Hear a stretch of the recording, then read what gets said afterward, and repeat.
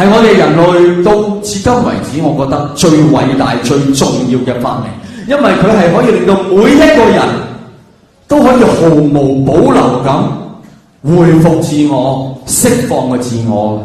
好似我老友阿強，好中意喺網上溝女，佢第一句就嚟㗎，你頂唔順，你揞住隻耳。阿強第一句嚟喺網上，佢會同嗰個女仔講第一句。你估我隻手拗緊啲乜？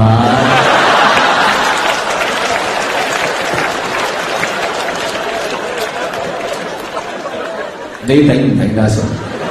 大部分女人都頂唔順，有2/3阿強非常欣賞啊！佢就係中意夠直接，有2/3嘅女性第一時間就回覆正格啱你阿媽啦！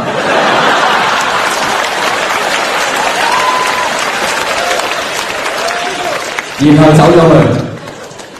OK， 喂，喺現實生活裏面，好少女仔夠膽咁直接表達自己嘅。唔信你聽日返公司，你揾個女同事試下，你真係插隻手喺後袋啫。阿多啦，真係啊！你估我隻手拗緊啲嗎？我話你聽，阿多啦多數都係衰嘅，都唔知你做緊咩衰嘅，真係衰。其實佢完全知道你做緊乜，你就係一個賤人，但係佢講唔出口。但係如果喺網上嗰個女仔同阿強係同一類人，佢就會答：咁你又估下我隻手拗緊啲啦？哇！阿強就爽死啊！可以講3日3夜啊個話題。但係我所想講嘅唔係呢樣嘢，呢樣唔係最珍貴，最珍貴係阿強又會遇到另一啲女仔會咁答佢嘅喎。你估我隻手拗緊啲乜？有個女仔就答佢：咁你估下我又食緊啲乜？喂，你中意拗嘢啫，我中意食嘢喎，我使乜理你啊？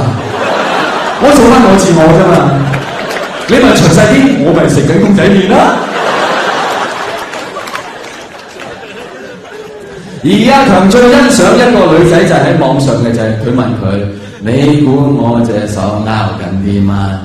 個女仔就答佢：拗即係痕啦。點解唔試下周家全皮膚水咧？